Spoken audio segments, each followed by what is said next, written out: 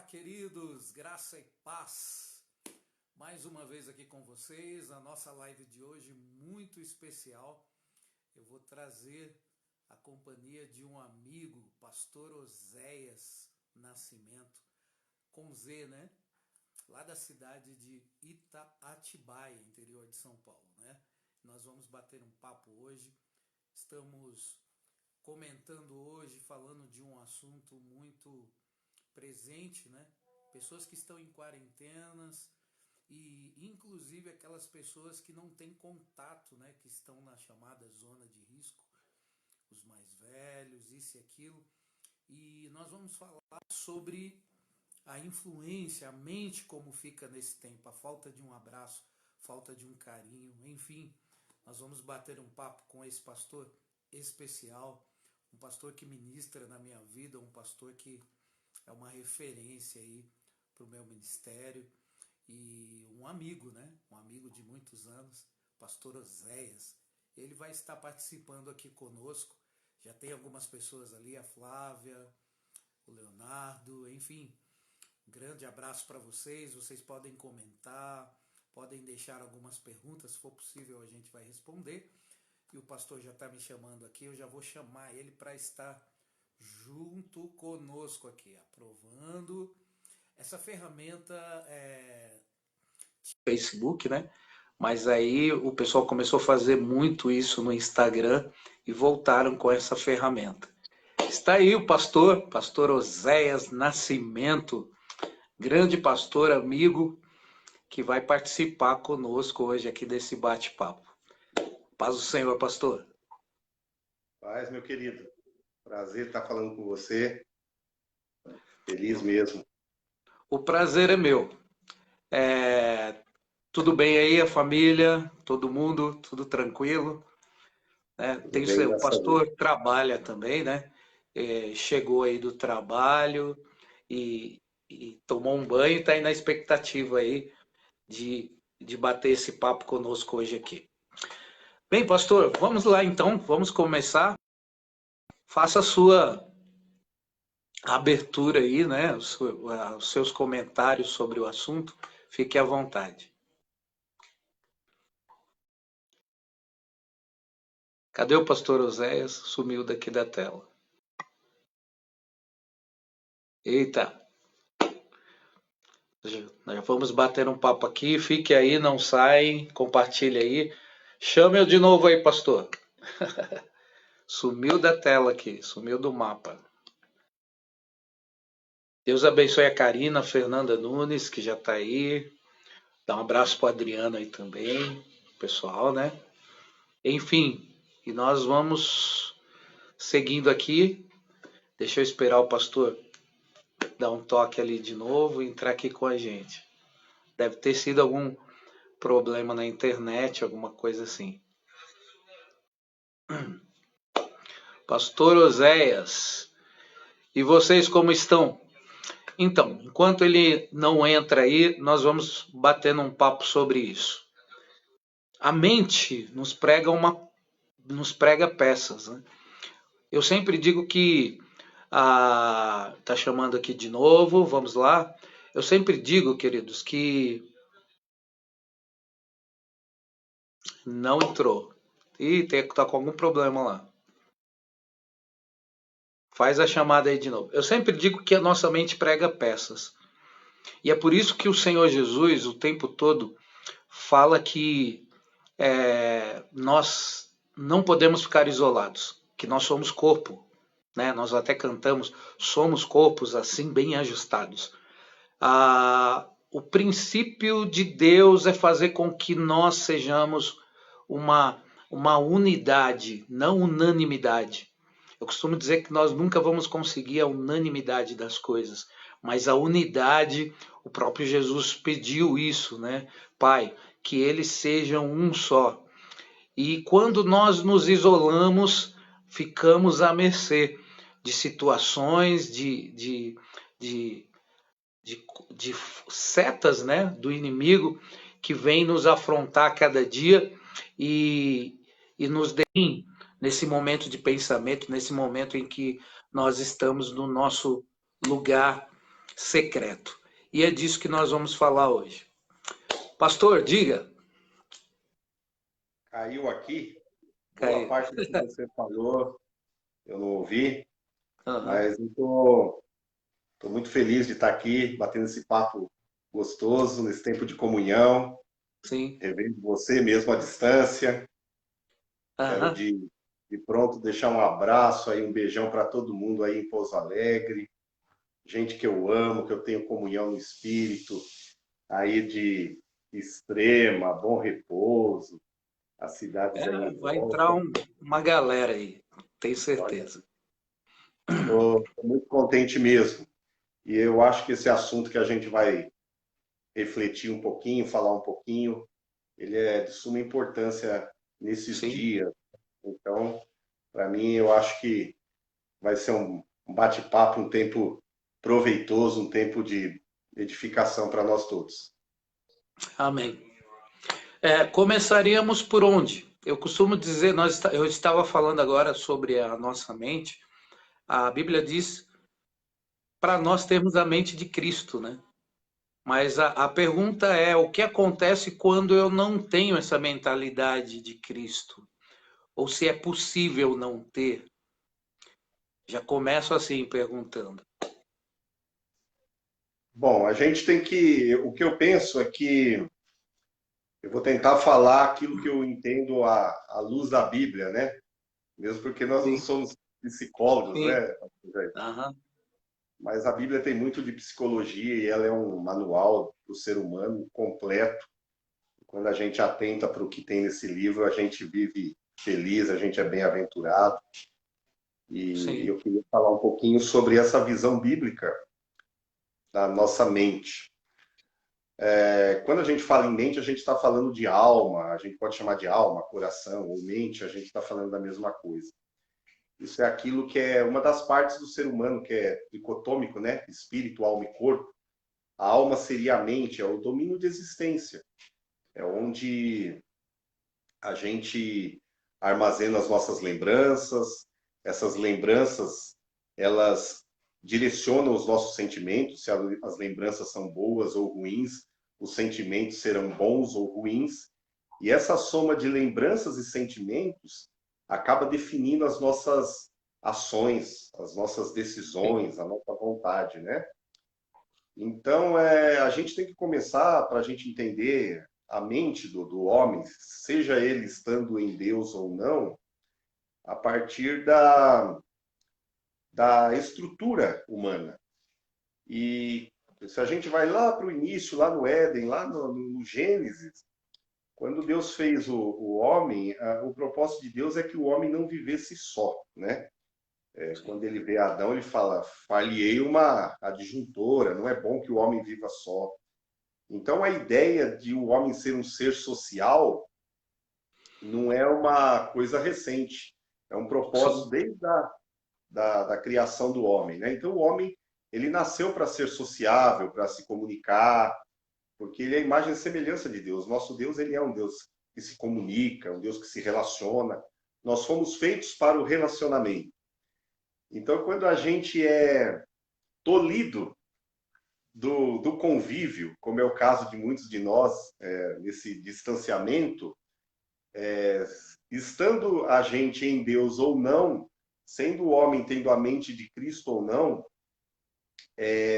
nós vamos sofrer, porque isso viola a natureza humana.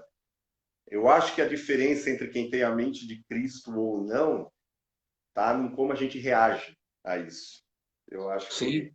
é a partir disso que a gente deve pensar, porque todos nós estamos debaixo das mesmas circunstâncias, não é? Sim. De isolamento, de solidão, às vezes vem aquele sentimento de abandono, de esquecimento, aquele ostracismo. Acho que a diferença é como nós reagimos a isso. E quem tem a mente de Cristo, ele é guiado pelo Espírito Santo nas suas emoções, nas suas lembranças, nas suas decisões. E eu acho que a diferença está nisso. A diferença está na reação. Eu gostei dessa expressão, Porque aí é que tem a questão, o homem guiado pelo Espírito e não. Eu acho que é uma questão de o Espírito Santo que Jesus deixou, ele mesmo falou, ele vos ensinará todas as coisas. Eu acho que nesse momento a ação do Espírito Santo é muito importante na nossa vida. É isso? É isso, o Espírito Santo ele é dado como um ajudador. A palavra original é paráclito, né? Aquele que vem ajudar, que vem fortalecer, que vem encorajar, que vem consolar. Ele trabalha diretamente na alma do ser humano, na mente, no foco, na maneira como ele vê, como ele percebe o mundo, né? Sim. Sim. E uma pessoa em isolamento, eu costumo dizer que ninguém é uma ilha, né? E, e o pastor já acabou de dizer que o homem é um ser sociável que não tem porquê nem como ficar sozinho. Mas nesses momentos, principalmente nesse período que nós estamos vivendo, setas, que a Bíblia chama de setas malignas ou de, de artimanhas do inimigo, é justamente para dominar esse setor, essa mente. E aí eu entro nesse assunto e te perguntando como seria esse ataque, se ele existe, se é possível ou não, você ser influenciado na mente pelo inimigo. O inimigo ele trabalha sempre na fragilidade do homem, na limitação do homem. E isso vale na mente também, né? O salmista, muitas vezes, nos salmos, ele, diante de um momento de ataque na mente, ele falava, olha, o meu coração está firme. Ele está dizendo assim, a minha mente está firme. Eu não vou me deixar levar. Eu não vou ouvir essas vozes, essas sugestões. O inimigo, sim, ele sugestiona, né? É bíblico, ele traz pensamentos. E isso pode vir direto na sua mente ou isso pode ser soprado no seu ouvido por alguém. Eu gosto sempre de falar de Jó, né? Que é um personagem bíblico assim, e a gente pode dizer que ele viveu esse isolamento num nível, num limite extremo, né? Sim. E ele foi um tempo de muitas perdas, e familiares, materiais, sociais. Ele ficou afastado, ele ficou à margem, aquele sentimento de desprezo, de abandono, entregue à própria sorte. E tudo que ele tinha era três amigos o tempo inteiro ali como que martirizando ele ali, batendo naquela ferida. Oh, é isso, é aquilo, amaldiçoa teu Deus. Não houve uma palavra de ânimo, de conforto, de encorajamento para atravessar aquele tempo. E Jó, ele se manteve firme contra aquele ataque. Às vezes o ataque na mente, na verdade, a nossa mente, ela tem janelas que se abrem para o mundo, né? São os nossos sentidos, né? Que o olhar, né? Os olhos, os ouvidos, é o olfato, o paladar, o tato, são esses cinco basicamente, né? Mas os principais são os olhos e a visão. São como janelas da alma. E a gente se comunica com a humanidade, percebe o mundo, percebe aquilo que está à nossa volta, através principalmente dessas duas janelas, que são os olhos e os ouvidos. Né? Então,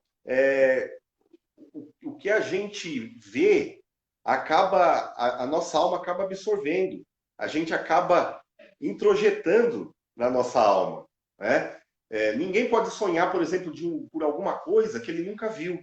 Então, por exemplo, você tem um Fusquinha e você vê um carro, aquilo abriu um leque para você e você introjeta o desejo de ter aquele outro carro.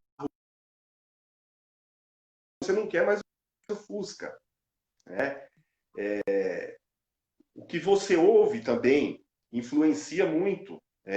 As palavras podem ser de encorajamento ou não. Então, a nossa alma, ela funciona bem que nem uma, vamos, se eu posso chamar assim, é que nem uma esponja, ela absorve coisas. A questão é que nós temos a capacidade de colocar limites naquilo que entra ou não. A Bíblia mesmo dá um conselho assim que eu acho que é muito precioso para esses dias, para a gente guardar a nossa mente, guardar o nosso coração, porque dele procede as saídas ou as fontes da vida. Ou seja, a gente tem que policiar aquilo que a gente vê, aquilo que a gente escuta, porque isso acaba, de certa forma, contaminando, seja para bem ou para mal, a nossa alma. Um amigo meu, ele está em Portugal, o irmão Edno, quero mandar um abraço para ele, não sei se ele está me vendo agora. Ele sempre me dizia uma coisa que eu nunca esqueci. A nossa alma é que nem um chuchu. O chuchu não tem gosto de nada. Se você colocar chuchu com carne salgada, o chuchu fica com carne salgada. Se você colocar o chuchu com calabresa, ele fica com gosto de calabresa. A nossa alma é do mesmo jeito. Aquilo com que a gente se mistura, com que a gente se abre ou tem muito contato no que vê, no que ouve, acaba influenciando e colocando um gosto na nossa alma, seja para bem ou seja para mal. Então, é importante isso, porque esses dias nós estamos nas lives, nos cultos, enfatizando muito essa questão do que ouvir e o que assistir e no que pensar. Esses três fatores, eu trago até aquele versículo que eu gosto muito, que é trazer à memória só aquilo que pode me dar esperança, e estou enfatizando isso para os irmãos. Cuidado com aquilo que você ouve. Cuidado com aquilo que você enxerga também, né? Porque isso acaba influenciando e foi muita bênção essa explicação, porque dá para nós entendermos aí que somos influenciados naquilo que ouvimos, naquilo que eu não tinha me atentado para os outros sentidos, né? O que você pega, até o que você cheira, enfim. Se bem que esses dias eu preguei sobre o cheiro te traz lembranças, né? Café da infância, aquela comida, isso e aquilo. Então, eu acho que todas essas coisas, como você acabou de dizer, são portas, né, que acabam influenciando na nossa alma. Fala mais da alma, a questão dos desejos, aquilo que nós ouvimos, aquilo que é materializado depois disso que nós estamos falando e que acaba trazendo o prejuízo. Gostaria que você falasse mais sobre a alma. Na verdade, a alma é a nossa identidade, é o que a gente é. A gente vai lá para Gênesis, diz que o homem foi feito à imagem e semelhança de Deus. Sim. Ele recebeu um corpo lá de barro, um formato, uma forma. Ele mora nesse corpo, mas quando Deus soprou, tornou ele alma vivente. Então nós não temos alma vivente, nós somos a alma vivente. A alma vivente é o domínio de existência, é eu saber quem eu sou, seja nessa vida ou na próxima. Sim. Tem gente que acha que na próxima vida, no além, você não vai saber quem é. Então, se você não souber quem é, não há a lei da retribuição, de saber, ó, eu estou aqui porque aconteceu isso, isso, isso. Então, não tem sentido. A alma, ela é imortal nesse sentido. Ela transcende esse tempo terreno, né? E ela é quem nós somos. O nosso domínio de existência está na alma. A questão é que a nossa alma ela é formada todo dia, formatada todo dia por essas janelas que estão abertas.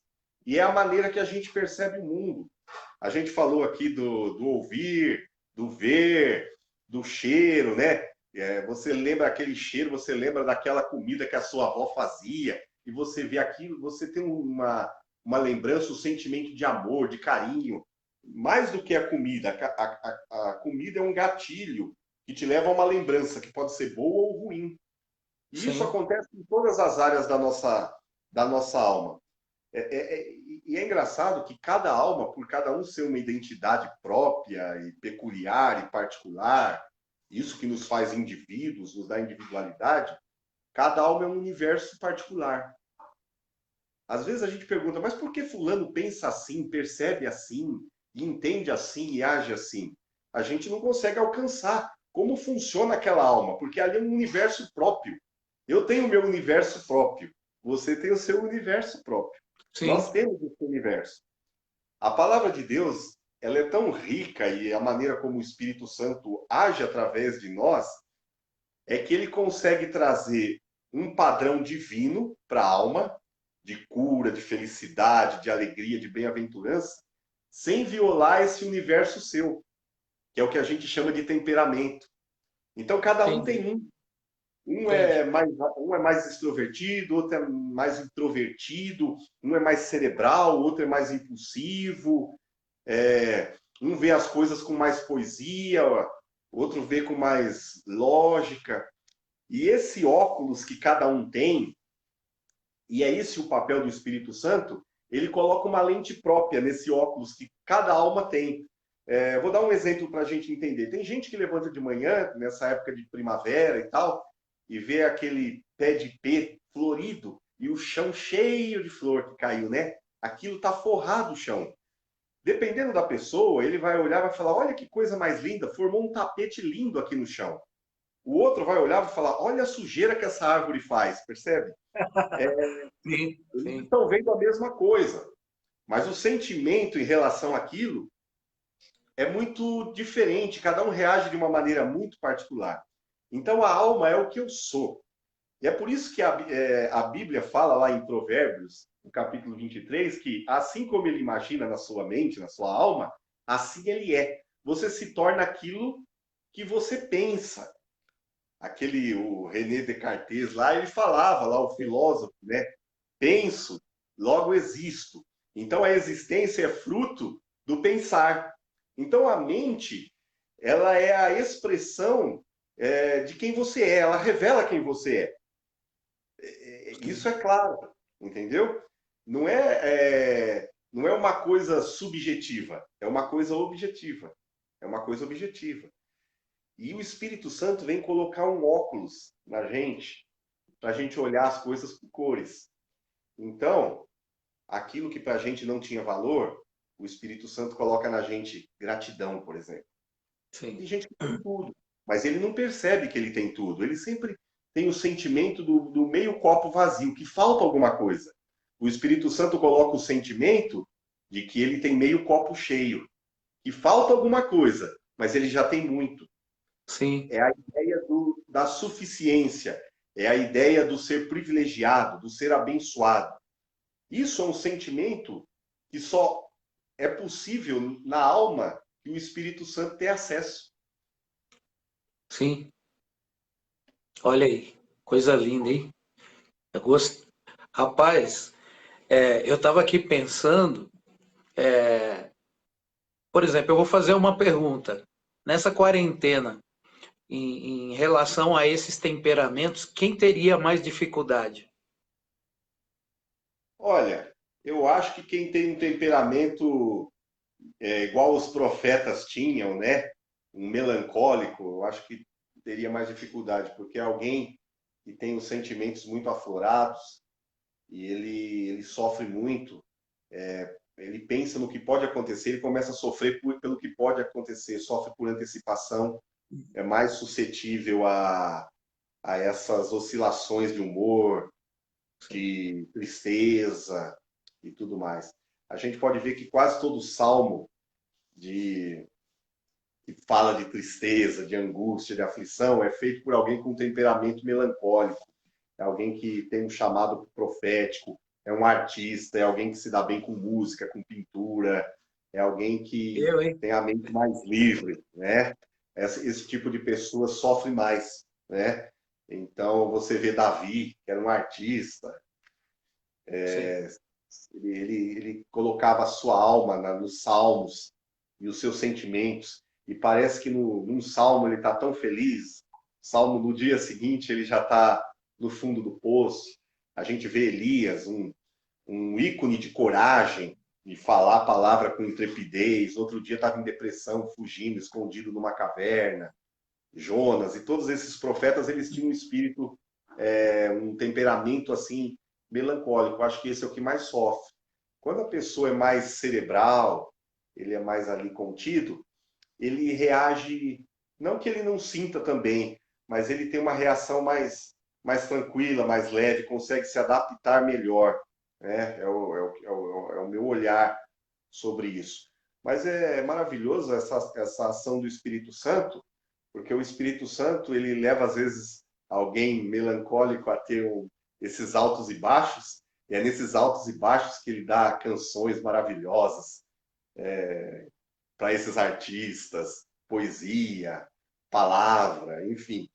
Na verdade, o Espírito Santo usa toda a situação da nossa alma para alcançar outras almas. Eu gosto sempre de dar um exemplo do versículo que fala que nós somos consolados com a consolação que consolamos. Então, às Olha, vezes, você necessita de consolação e naquele momento de aflição da alma, o Espírito Santo te inspira. Tem uma música que fala que os mais belos hinos e poesias foram escritos em tribulação, em dias de angústia, em dias difíceis, né? Então a pessoa recebe consolação naquele momento e ele produz uma obra inspirada pelo Espírito que vai alcançar outras pessoas que vão passar por aquele momento. Ele é suprido na sua fraqueza pelo poder de Deus nesse tempo. Aquele que precisa de consolo está jorrando um rio de consolação para alguém. É lindo isso. O apóstolo Paulo, ele estava numa masmorra lá em Roma, preso, confinado naquela escuridão, num lugar fétido, fedido, urina de rato, no escuro. E ele ali manda uma carta para os irmãos de Filipe: alegrai-vos no Senhor, outra vez vos digo alegrai-vos. Esse tempo de quarentena, pastor Jailson, é um tempo que a gente pode avaliar que nível está o governo de Deus na nossa alma. Porque é nesse tempo de escuridão que a luz tem que aparecer. Ninguém consegue ver uma vela acesa no meio-dia, só à noite, né? Então a gente consegue avaliar nesse tempo que a gente está isolado, distanciado, que muita gente está depressivo e tal, que a gente consegue avaliar como a gente está reagindo a isso, como a gente tem dado fruto no reino nesse tempo, como a gente tem levado consolo, alegria, conforto para as pessoas. Se a gente está ali no vale de ossos secos entre os mortos. Então, é um tempo que o Espírito Santo consegue ministrar no nosso coração como que está esse nosso relacionamento aí, a alma e o espírito. Esses dias eu estava citando, né, um versículo da Bíblia que fala: então verás a diferença dos que servem a Deus e dos que não servem. E eu estou comentando muito nessa quarentena sobre a. Eu não digo aquela prova que eles falam de prova, né, de que Deus vem te assassinar todo dia, não é essa prova, não. É a prova mesmo disso que você está falando, né? De quem é cristão, de quem crê mesmo naquilo que ele está seguindo, naquilo que ele lê, naquilo que ele tem. Então, eu acho que agora dá para se perceber a real manifestação dos filhos de Deus nessa crise, né? Até estava citando esses dias, eu li um versículo que fala que a natureza, ela anseia pela manifestação dos filhos, né? Dos filhos de Deus. E incluindo isso e outras informações, eu estou muito atento nesses dias com que o Senhor está olhando a nossa postura, quem é e quem não é, né? Como que nós estamos reagindo a tudo isso. Acho que nós começamos a conversa com isso, né? É a reação, é a forma em que reagimos numa situação como essa. Mas pegando esse gancho sobre o cuidado de Deus e do Espírito Santo para essas pessoas de vários temperamentos, o que você falaria para essa pessoa que de repente está em quarentena? E eu quero me atentar hoje para aqueles mais velhos que não têm a escapadinha, né? Pessoas aí que estão com necessidade de um abraço, necessidade de um carinho. Não que não tenha da família, mas alguns não têm mesmo, né? São colocados em um quarto lá e não sai daí, como se fosse um animal. Esses dias eu vi uma cena, uma senhora sendo tratada como se fosse um cachorro. Fica quieta aí, você não vai sair para lugar nenhum. E tudo isso que é gerado, essas informações e essas influências do inimigo que nós já comentamos aqui nessa live, eu gostaria que o pastor falasse um pouco disso, o que Deus tem para essas vidas e como podemos estar atentos e até sair de uma situação como essa. Bom, eu acredito que o meio mais comum que nós possamos ouvir a voz de Deus e o conselho de Deus é a sua palavra, é as escrituras, né? A Bíblia nos dá muitas dicas para cada sentimento que a gente deve fazer. É que a gente não atenta, né? Você acabou de falar que quando você estiver sem esperança, a Bíblia fala, tenta lembrar dos dias bons. Quando você lembra dos dias bons, você vai ver que Deus foi fiel lá com com as gerações que passaram, e Ele é fiel de geração em geração, Ele vai continuar sendo fiel. Deus livrou aqueles homens e mulheres do passado, Ele continua sendo o mesmo Deus. Então, quando a gente olha e lembra, tenta lembrar das coisas boas, dos livramentos, dos presentes de Deus, de tantas coisas maravilhosas que acontecem ao longo da nossa vida, o nosso coração se enche de esperança, que um novo sol vai nascer, a noite vai passar, enfim. É uma dica. Há dicas de quando a gente se sente profundamente vazio. A Bíblia fala que para você se encher do Espírito. Como que você se enche do Espírito? Muita gente pensa que você vai encher a sua alma só assistindo uma coisa. Ela te influencia, mas aquilo não te enche. O que enche a tua alma é o que você verbaliza. A Bíblia ensina isso. Se você quer se encher do Espírito, você canta, você salmodia. Está lá em Efésios 5. Canta, salmodia, dê ações de graças, tudo aquilo que você tem que falar. Diferente de qualquer outra coisa, a alma se enche daquilo que você põe para fora, né? Você pega uma música de protesto, seja rap ou alguma outra coisa, dependendo da letra, se é uma letra de contestação, de violência, você se torna alguém super revoltado, porque de tanto você cantar aquilo, você se enche daquilo. Se você pega uma música, o ritmo influencia, mas mais do que o ritmo, a letra. É uma letra que fala de lascívia, de adultério, de pecado, de tudo.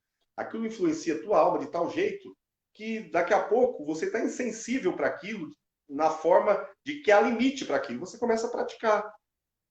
Certas letras de funk te levam a agir naquilo que você tanto canta, porque aquilo te enche. Percebe? Isso é um princípio para a alma.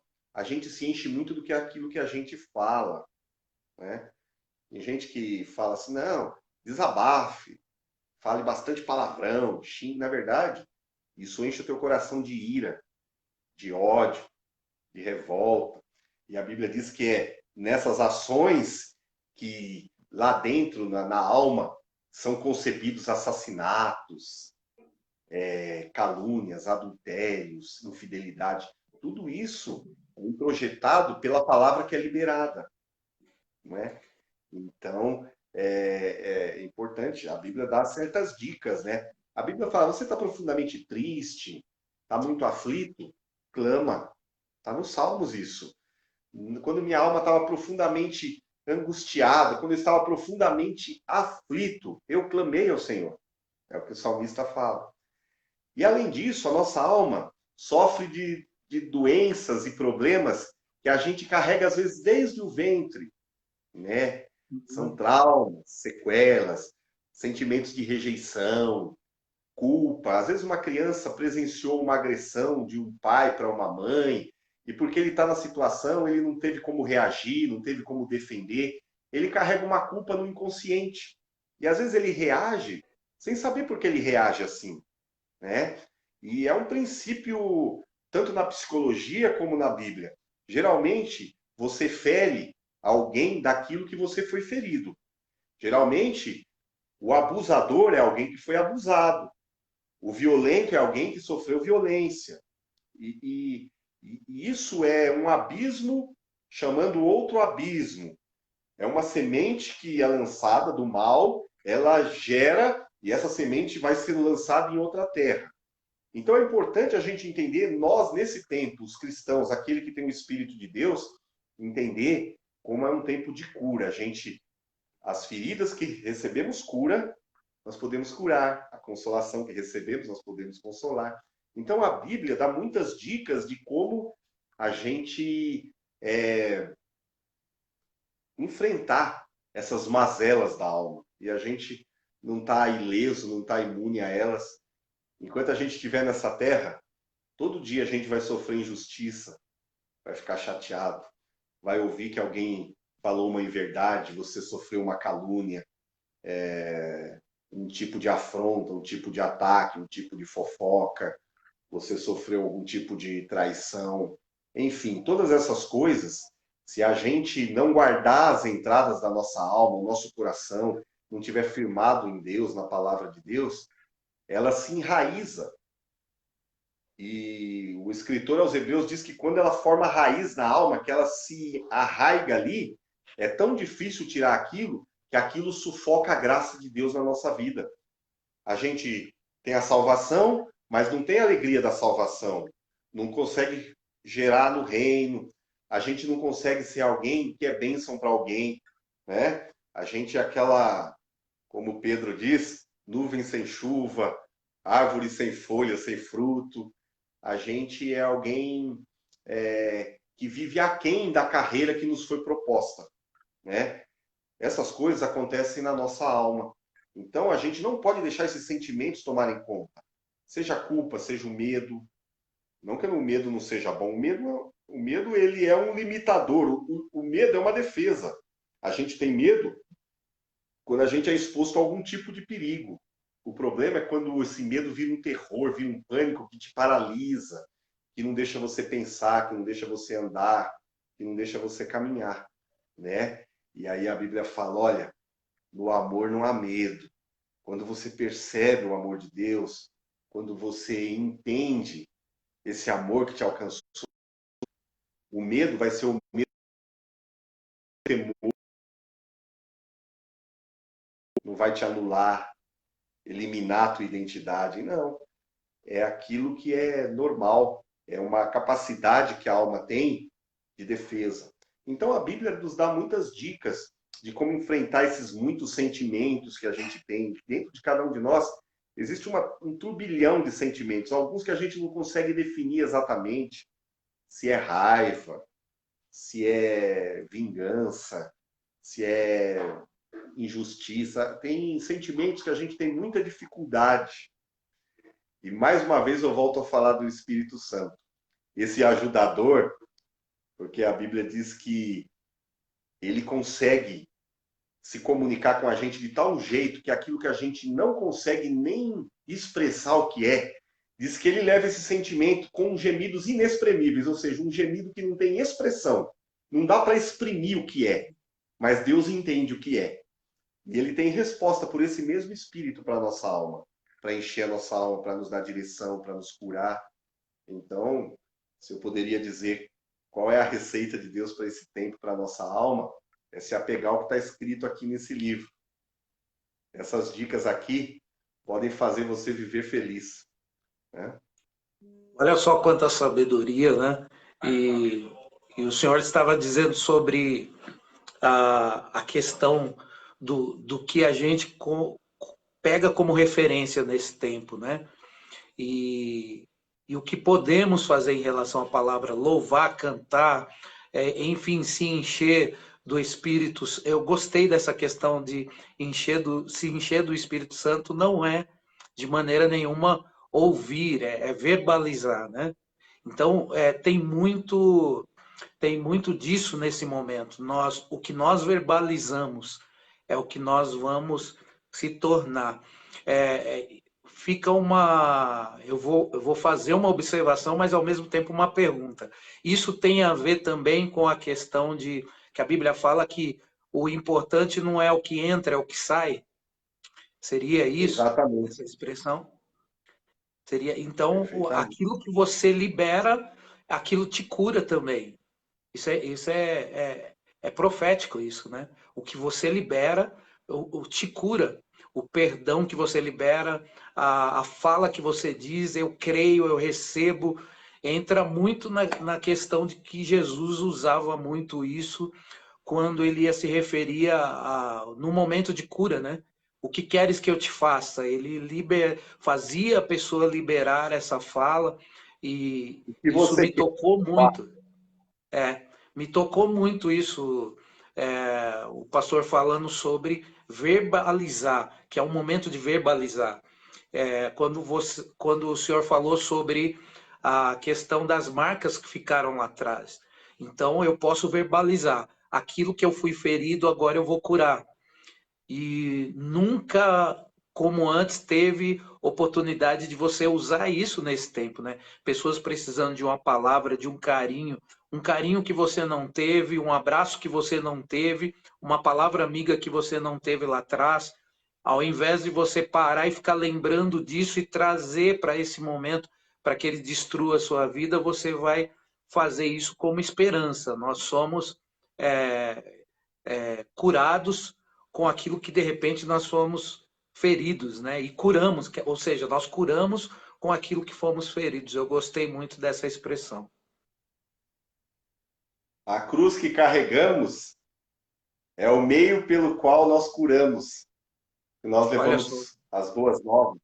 A cruz, um gostei dessa símbolo de frase. maldição, cada um carregando a sua cruz, significa para nós hoje um símbolo de bênção. A cruz nunca mais foi um símbolo de maldição. Sim, Nós somos curados, nós somos sim. restaurados. A cruz para nós é vida. Então, quando Jesus fala, cada um carregue a sua cruz e me siga, é mais do que simplesmente eu pensar no meu fardo. É eu pensar que a sombra da minha cruz, assim como a cruz de Jesus, muitos estavam à sua sombra, na nossa caminhada com a nossa cruz, muitos estão à sombra da nossa cruz. E Olha isso aí, é motivo de testemunho, de bênção, de cura, de salvação. tá? Como diz o pessoal, uau, né? Então, olha só que tremendo isso, queridos. A sombra, tem muita gente na sombra da nossa cruz. Ou seja, eu poderia dizer, o pastor vai me, me, me consertar se eu errar, né? Eu venho a dizer que de repente a sua experiência da cruz que você carrega, ou seja, a reação que você teve na sua experiência pode incentivar outras pessoas a seguirem em frente carregando a sua cruz, é isso? Tudo aquilo que você vence te habilita a ministrar sobre os outros. Olha aí. Então, alguém que passou por uma angústia muito profunda, por um período de depressão, e quando ele é curado dessa chaga, ele pode ir em alguém e falar: olha, eu estou entregando a você o que eu recebi do Senhor, como diz o apóstolo Paulo na ceia. O que eu Olha aí. recebi do Senhor, a você eu Eu também entrego. vos entreguei. Isso é bênção. Então, às vezes você às vezes conversa com uma pessoa e a pessoa fala: olha, eu não dirigi, eu tinha medo de dirigir, mas eu venci o medo de dirigir. Agora, então, eu vou falar para pessoas que têm medo de dirigir. Ah, eu tinha medo de ter filhos, agora eu tenho filhos. Eu vou falar a pessoas que tiveram filhos. Eu tive tal problema no casamento, nós vencemos esse problema no casamento. Eu vou ministrar a casais que têm problema nessa área no casamento. Então, aquilo que a gente recebe do Senhor é aquilo que a gente entrega. Então, quando você Olha aí. vence um desafio, um inimigo da alma, você está habilitado pelo Senhor para trabalhar isso, para ministrar aos Olha aí. outros, para Olha aí. repartir. Sim. É o que eu sempre digo aqui. Aqui tem um, um movimento, um projeto, né, na igreja que chama Mulheres Curadas para Curar. Eu vou colocar todo mundo no pacote hoje, né, e dizer que nós somos curados para curar. E eu vejo nesses dias, pastor, a importância de nós entendermos isso, porque nós não dizimamos no reino aquilo que foi feito por nós. Eu não sei se você entende assim. É aquilo que eu fui agraciado, que eu fui, e de repente eu não passo isso para frente, eu não levo isso para frente, né? Eu acho que isso é um compromisso de todo cristão. Acho que todo cristão teria que pensar assim, dessa forma. Se eu venci, você vai vencer também. Então, de repente, eu estou falando com uma pessoa que está aí no isolamento e precisa de uma palavra, e de repente tem um cristão do lado que poderia estar fazendo isso. Olha, Deus é mais com você. Abraçar uma pessoa mais velha, celebrar com ela, dançar com ela, cantar, pegar um violão, cantar para alguém, fazer isso. Eu acho que nós somos esse agente de cura, né? Nós temos essa capacidade. Eu acho que é o momento de nós pegarmos isso que nós estamos conversando e trazer nesse tempo como uma regra. Eu não posso de maneira nenhuma passar esse período sem ajudar o outro. E às vezes porque nós somos muito focados nas necessidades, né, materiais. Então, eu costumo dizer que é mais fácil você dar um saco de arroz para a pessoa e achar que você fez muito do que sentar com ela e ouvir ela, abraçar ela e conversar com ela e falar, vai dar certo, isso vai passar. Nós às vezes ficamos muito aquém disso. Esquecemos dessa identidade do cristão, né? Que a essência é isso. Tem pessoas que não querem 1 quilo de feijão hoje. Ele gostaria de alguém ir lá no isolamento dele, no isolamento social, que como não pode abraçar, há outras formas de abraçar, como uma palavra, um telefonema, uma mensagem, isso e aquilo. E eu acredito que nesses dias é o que essas pessoas estão precisando. Então, eu quero fazer até um apelo. Você que tem aí um vovozinho, uma vovozinha, alguém aí numa zona de risco. Nós enfatizamos muito essa classe, mas esquecemos também que tem crianças dentro de casas que, que estão ficando estressadas, estão ficando agitadas porque não saem, que precisam do seu companheirismo, de você brincar, de você interagir também. Enfim, os crentes no geral, né? Mandar mensagens, abraçar pessoas. É um momento de nós nos mobilizarmos para isso. Já estamos saindo, eu creio, eu sempre profetizo isso, já estamos saindo disso. Mas eis a questão: como é que você vai sair disso? O que você vai ser depois disso, né? Eu acho que tudo isso que nós estamos conversando hoje é algo para nós guardarmos e termos uma consciência daqui para frente de tudo isso. Pastor? Eu penso que tudo passa pela visão que a gente tem e a gente perceber qual é a nossa posição em Deus, em Cristo. Sim. A gente tem que perceber que a gente está num reino. Às vezes a gente está num reino, mas a gente não tem a ideia de reino. Então a gente tem uma ideia egocêntrica, a gente tem uma ideia individual da nossa necessidade, né? Sim. E o máximo que a gente tem é uma empatia, imaginar que o outro tem uma necessidade exatamente igual à minha, ou pensa ou Sim. sente igual a mim. Eu me Quando a envolvo gente com tem uma aquilo que parece. Pode na falar. verdade, a ideia de reino ela é mais ampla, é mais abrangente, né? Quando a gente entende que a gente está num reino, ninguém é dono de nada, tudo é do rei. Nós somos todos súditos, mas num reino, tudo é do rei. Mas tudo está à disposição de todos os súditos. Toda riqueza, todo tesouro. Então, o reino de Deus é mais do que arroz, feijão, coisas materiais. Existe toda uma riqueza espiritual que é colocada em cada um de nós, que a Bíblia chama de vasos com um tesouro de valor inestimável. Eu tenho dons que você não tem, você tem dons que eu não tenho. Nós temos medidas do espírito diferente em várias coisas. E a gente, como corpo, quando a gente tem a ideia de reino, a gente tem a ideia de que nada é nosso. Nem recurso humano, nem Sim. dom, nem ministério. A gente é só um canal que é agraciado com alguma coisa que é do rei. Tudo é do rei. Né? Sim. E é o que a Bíblia fala de a gente ter a ideia de ser dispenseiro da multiforme graça e sabedoria de Deus. É ser um dispenseiro. Saber que tudo está à nossa disposição, o que a gente tem que fazer é repartir. Porque o que está comigo não é meu. E é engraçado, você vai lá para os dons, para os ministérios de Efésios 4, não fala que o dom, que o ministério foi dado à pessoa. Não, diz que foram dados à igreja, a quem está no reino. Né? Sim. Então, eu Sim. tenho a ideia que nada é meu, tudo é emprestado. Eu posso fazer uso de toda a riqueza. Eu sou rico, porque toda a riqueza do reino está à minha disposição. E quando eu entendo isso, que eu sou só um instrumento, um dispenseiro da graça, então a gente consegue não segurar para a gente. A gente fala, Sim, não é meu, é nosso. Eu tenho que é repartir, nosso, seja lá o é que for. nosso. O Sim, tempo, seja o dom, seja o ministério, seja sim. recurso, que ordem for, Uhum. né? Então a gente passa a ter uma outra ideia. Mas tudo passa por uma ótica e entender, uma percepção, aonde é que a gente está, que reino que a gente está. Como funcionam as leis desse reino, né? Quando a gente entende isso, tudo muda. Mas isso é uma coisa que tem que sendo colocada na alma todo dia, pelo que ela ouve. A palavra precisa de uma janela aberta, ouvindo a palavra. A alma Sim, precisa de palavra, de palavra. E isso vai sendo colocado e formado dentro de nós. Então a gente começa a entender o que é viver num reino, né? Então a alma começa a manifestar aquilo que ela entendeu do que é o reino.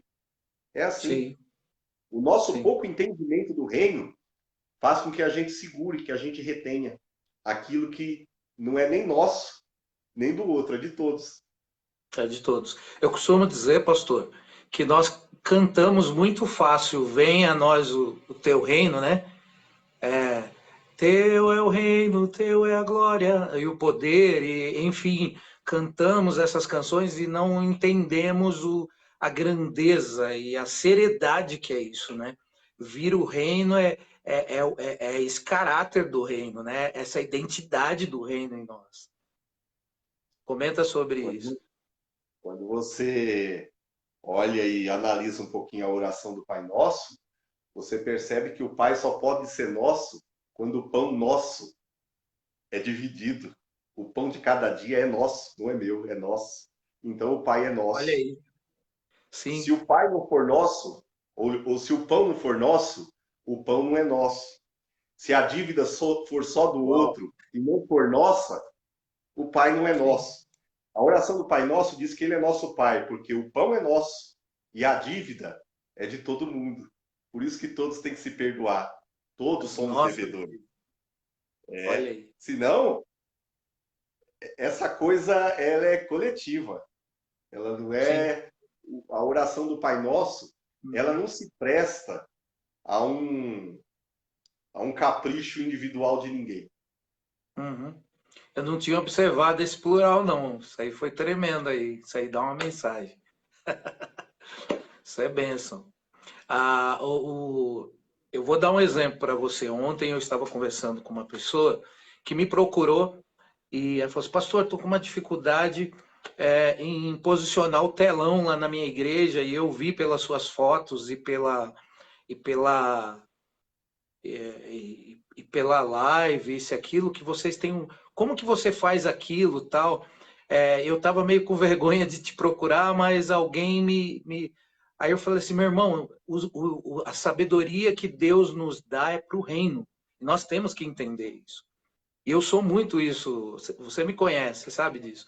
Eu sou de repartir tudo. Eu sou de informações. O que, que você precisa? Eu não sou daquele que vou invadir o espaço dos outros, né, e ficar oferecendo nada, a não ser que eu seja impulsionado pelo Espírito Santo, assim, né?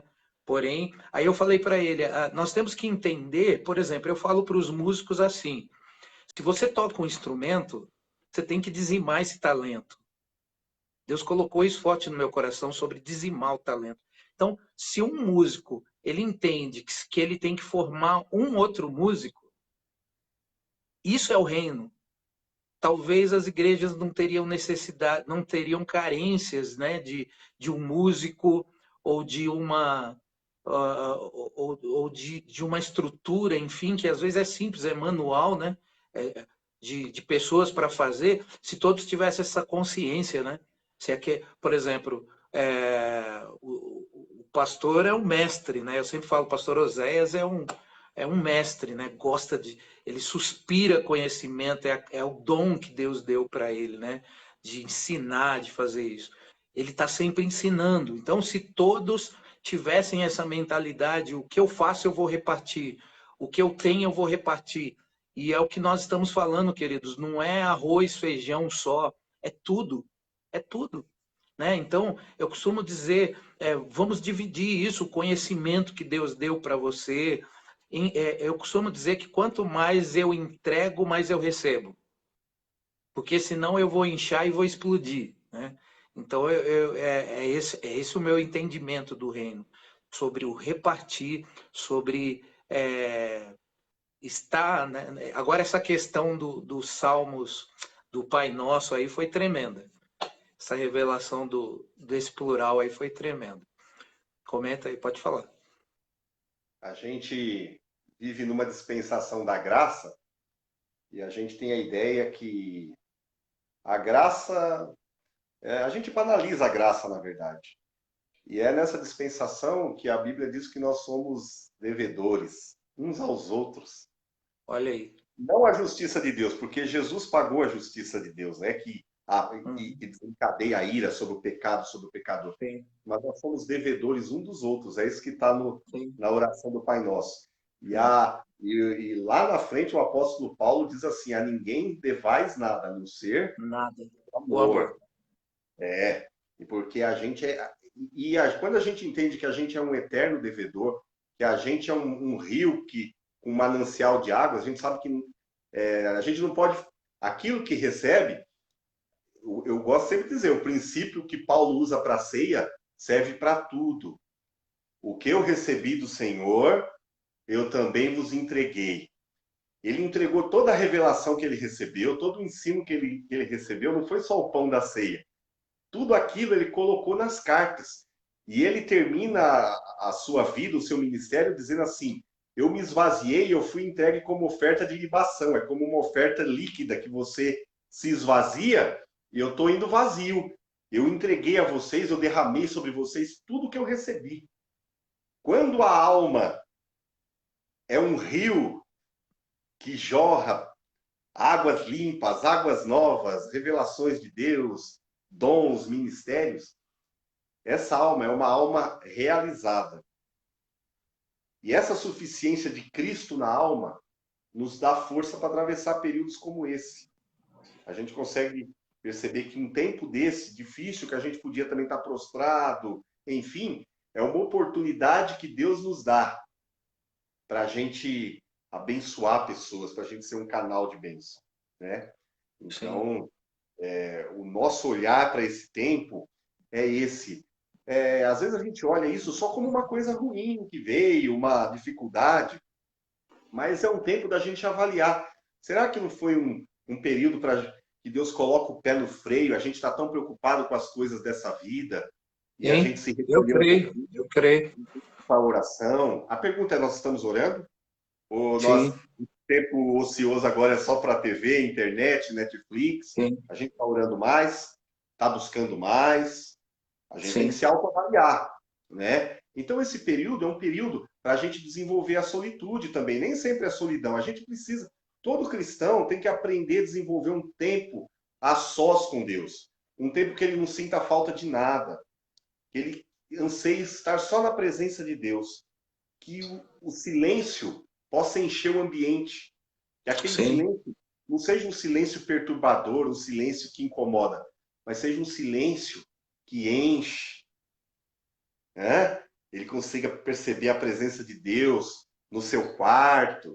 Tem gente que não consegue fazer isso. Esse é um dos males das almas condicionadas nesse século da correria, do fast food. E a gente precisa desse tempo. Toda a sabedoria de Salomão, de Jó, os hinos de Davi, foram em momentos de solitude, não de solidão, um momento que ele está a sós com Deus. Sim. É importante. Deus precisa ter um tempinho com cada um de nós, né? Solitude é solo, né? É você e Deus, né? O seu momento, né, com Deus. Você está bem com você mesmo e com Deus.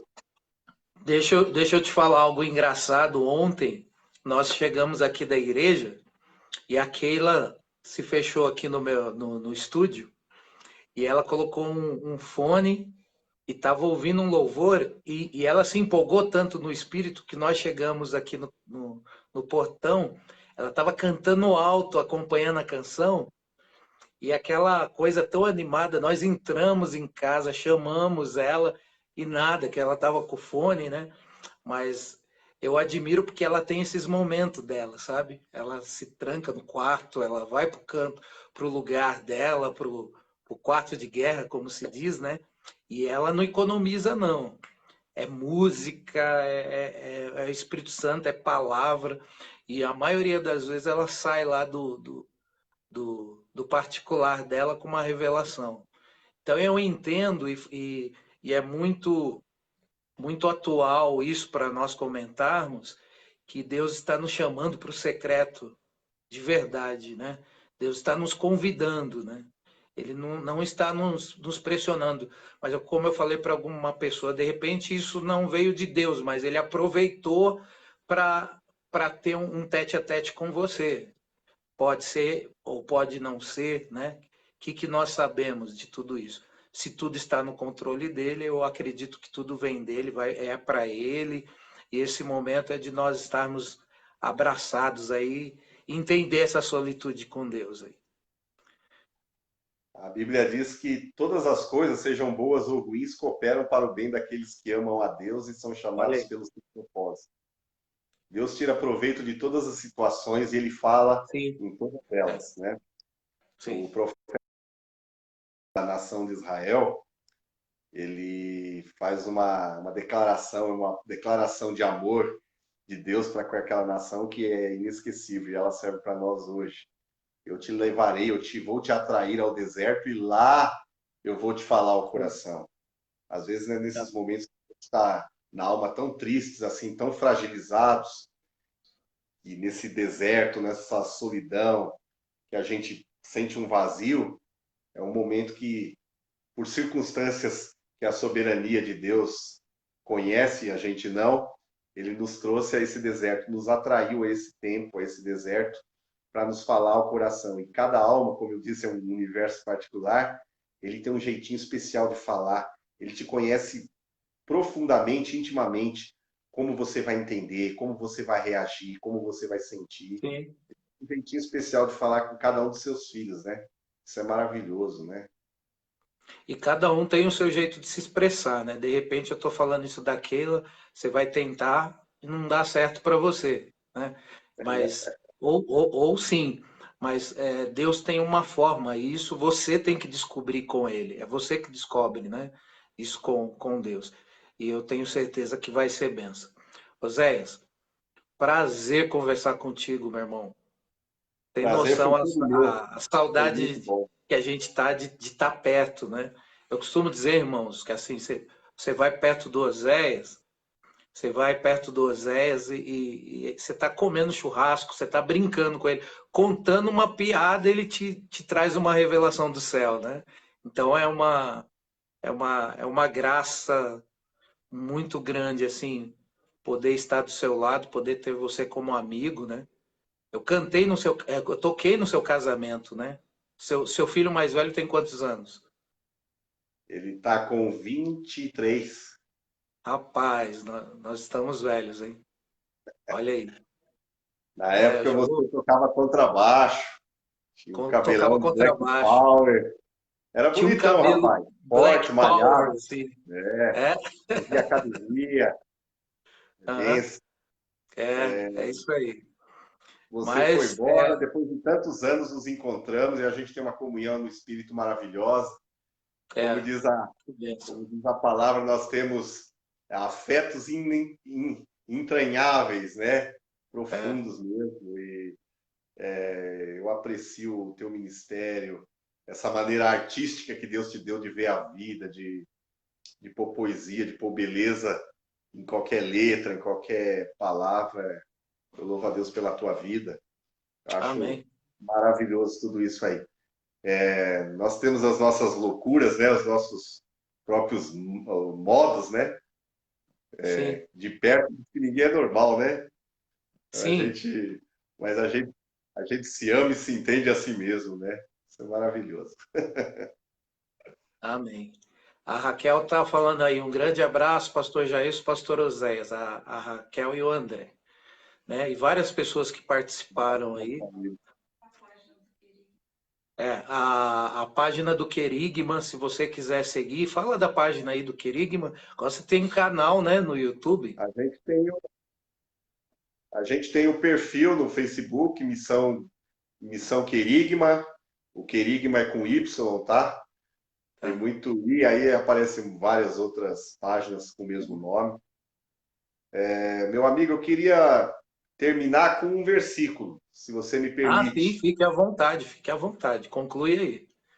A gente está falando esse tempo todo como atravessar, como a nossa mente ser blindada para esse tempo. Sim. E o Espírito faz isso usando a palavra.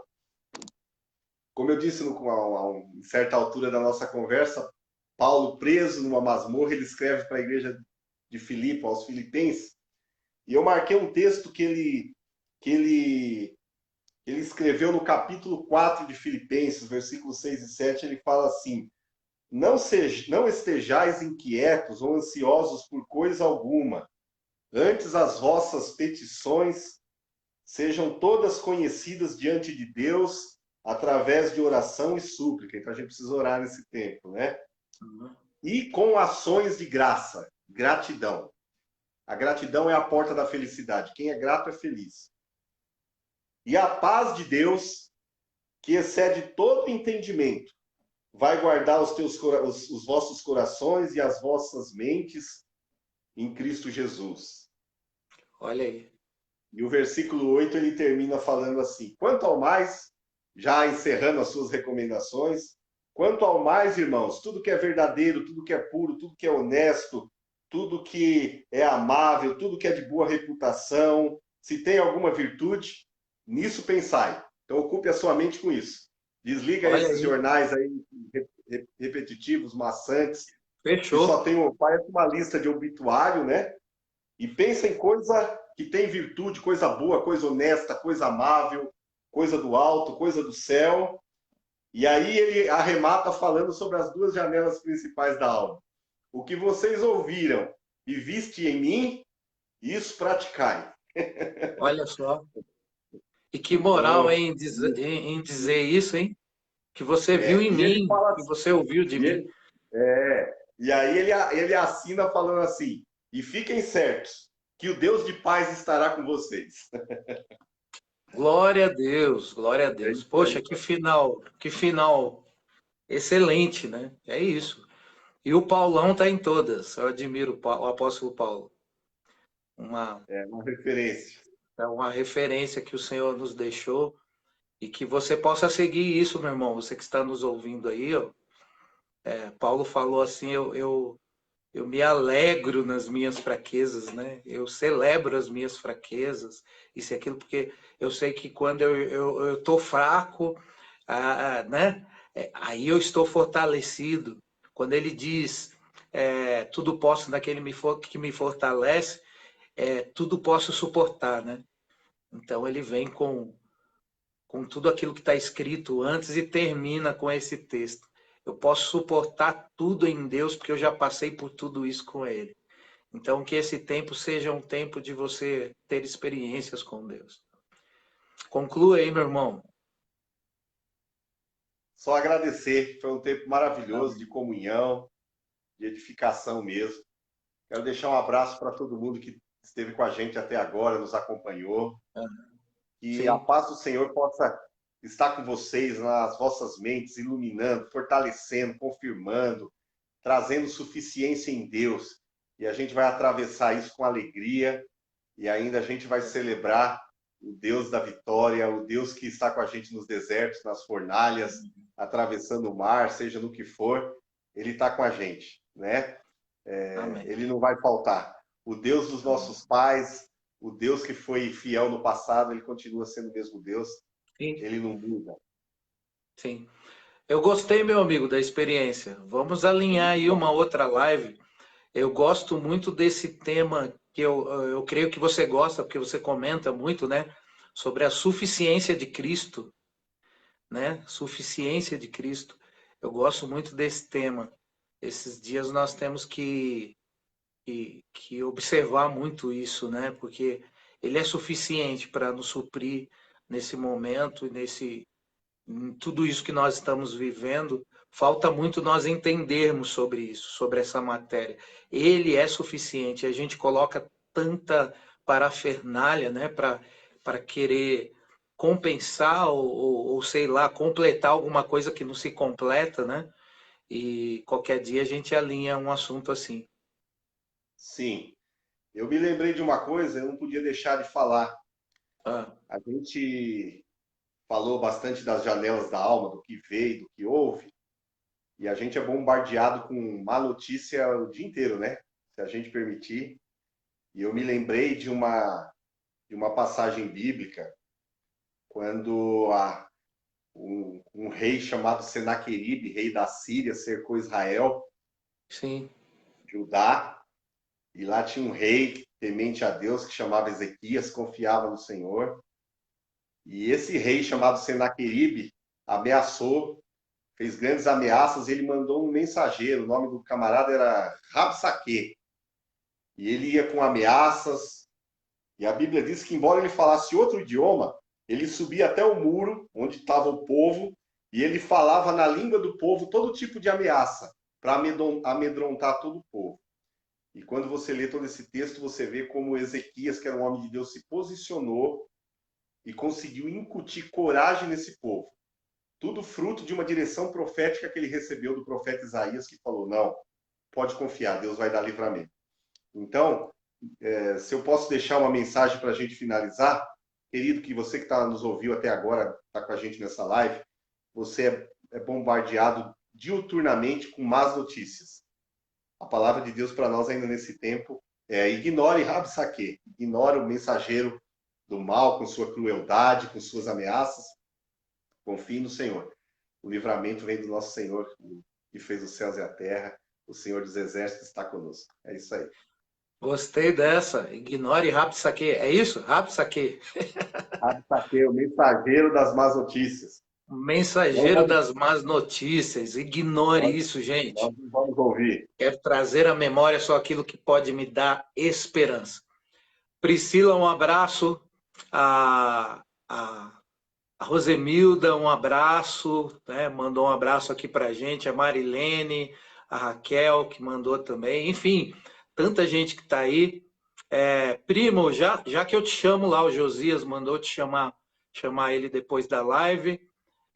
Esses dias eu mandei um abraço lá para a tia Luísa, bem quando ela estava pensando, orei com ela, né? Mas Deus abençoe vocês. E o Mano, tá por aí? Tá assistindo, né? Oséias? Tá, deve estar assistindo embaixo das cobertas, deve estar sim. O Miquéias, quer dizer. O Miquéias. A Carla tá aí, eu já vi ela aí, né? Carla, um Já vi, abraço. Miquéias também. Qualquer dia eu conversar com o Miquéias também. sim, Deus muito bom. abençoe vocês. Muito Um obrigado, abraço a pastor. todos. Eu gostaria que você ministrasse uma oração aí no final, desse a bênção pra gente. É uma honra E e até uma próxima. responsabilidade. Amém? Fique à Podemos? vontade. Querido Deus e Pai, nós queremos te louvar, Amém. te agradecer por esse Sim, tempo meu de Deus. comunhão, em que nós podemos repartir a tua palavra, esperança nesse tempo. Amém. Que o teu Espírito que está aqui neste lugar e está Em nome de ministrando ao Jesus. coração de cada um dos teus filhos nessa hora, ele Em nome de possa Jesus, Pai. trazer revelação, Pai, Em nome verdade de da tua palavra. Jesus. E Sim, nós meu possamos Deus. nos levantar como um grande exército nesse tempo. Em nome de Entender Jesus. que o Senhor está no controle de todas as coisas. Em E nome de tudo Jesus. podemos no Senhor. Seremos fortalecidos e sairemos como um grande exército para Em pregar a nome de tua Jesus. palavra, trazer Em nome de Jesus. consolação, cura e esperança aos corações. Age em Aleluia. cada vida, em cada lar nessa hora, trazendo paz, descanso, aquele que está aflito, que está Em desempregado, nome de aquele Jesus. que Em está nome tendo de alguma Jesus. falta, Pai. Que eles sejam supridos em todas as coisas, segundo a Jesus. riqueza da tua glória. É Aleluia. no nome de Jesus que nós Em nome de oramos, Jesus. certo que o Senhor nos ouve, e assim fará. Em nome de Jesus, amém. Em nome de Jesus. Deus abençoe a todos. Pastorzão, beijo no coração, beijo na família, em todos aí que estão ouvindo. O Guto, com toda a família também, está aí também, né? Um grande abraço para vocês e logo, logo isso vai passar. Vou dar um pulo aí em Atibaia para nós celebrarmos juntos também. E vocês vão vir aqui, né? Ministrar. A Keila está falando aqui que as meninas vão vir no Curadas, né? As mulheres, né? Vão vir Elas iam pra e cá. agora em abril, se não tivesse acontecido isso.